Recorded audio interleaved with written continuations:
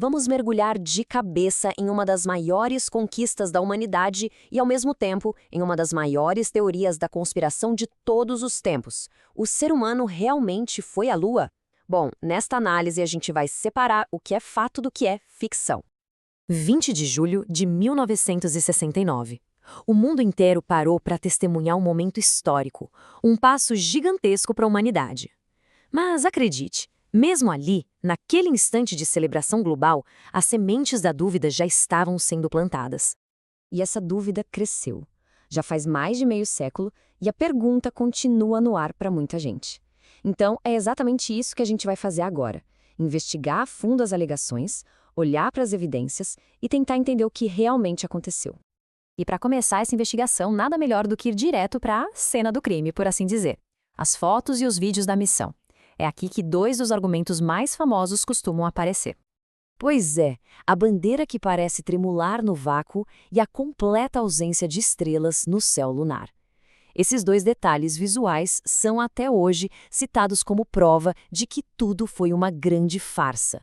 Mas será que eles se sustentam quando a gente olha mais de perto?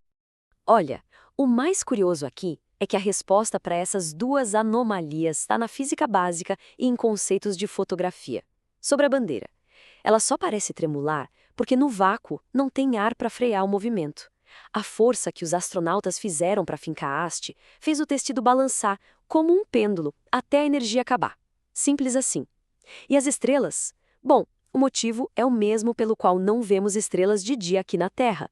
A superfície da Lua e os trajes dos astronautas estavam tão iluminados pelo Sol que a câmera precisou de uma configuração super rápida para não queimar a foto. E essa velocidade toda era simplesmente rápida demais para captar a luz fraquinha das estrelas lá no fundo. Ok, saindo das questões visuais, a gente entra num perigo que é invisível, mas, digamos, bem mais sério: a radiação espacial. Como é que os astronautas teriam sobrevivido a uma viagem através de uma das áreas mais radioativas do nosso sistema solar? Estamos falando dos cinturões de Van Allen. Descobertos lá em 1958, eles são basicamente duas gigantescas rosquinhas de radiação em volta da Terra. E desde o início, todo mundo sabia que eles seriam um obstáculo gigantesco para qualquer viagem espacial tripulada. Mas é claro que a NASA sabia muito bem desse perigo. Então eles não foram na sorte. Foi criada uma estratégia muito inteligente com 3 pontos-chave. Primeiro, passar pelos cinturões o mais rápido possível para diminuir o tempo de exposição. Segundo, usar a própria estrutura de metal da nave como um escudo. E terceiro, e talvez o mais importante, traçar uma rota de voo que passava pelas partes mais finas dos cinturões, onde a radiação é bem menos intensa.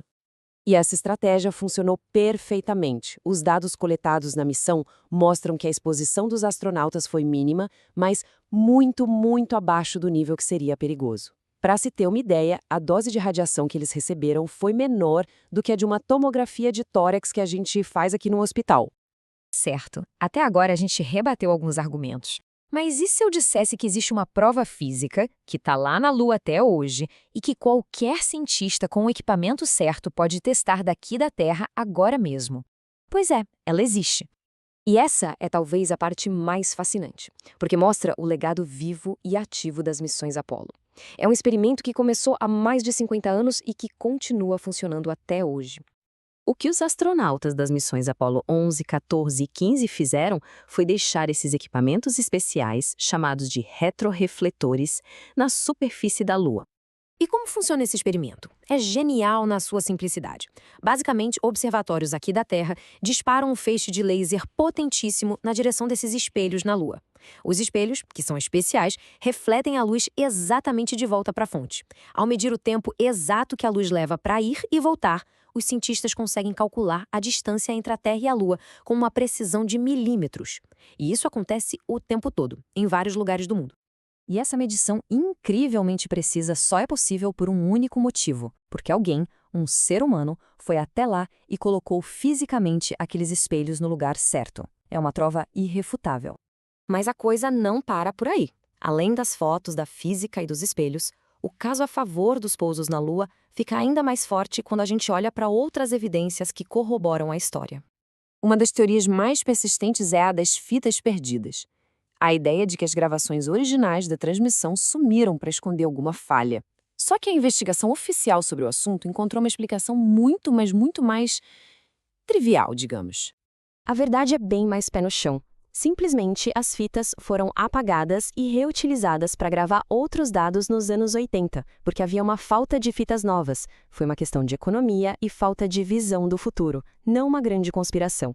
E as evidências continuam se acumulando. Temos as rochas lunares, quase 400 quilos delas, que são totalmente diferentes de qualquer rocha encontrada na Terra. Temos o silêncio da União Soviética. Pensa bem. Os maiores rivais dos Estados Unidos na Guerra Fria tinham tecnologia para rastrear a missão e todo o interesse do mundo em desmascarar uma farsa. E nunca disseram nada. E, finalmente, o tamanho da operação. Foram 6 pousos, 12 homens na Lua. A quantidade de gente necessária para manter um segredo desse tamanho seria astronômica. Então, no final das contas, quando a gente junta todas as peças, da física da bandeira até a química das rochas e os espelhos que ainda estão em uso, todas as evidências apontam de forma esmagadora para a mesma conclusão. E essa investigação toda não é só sobre o passado, né? Ela nos deixa com uma reflexão muito atual.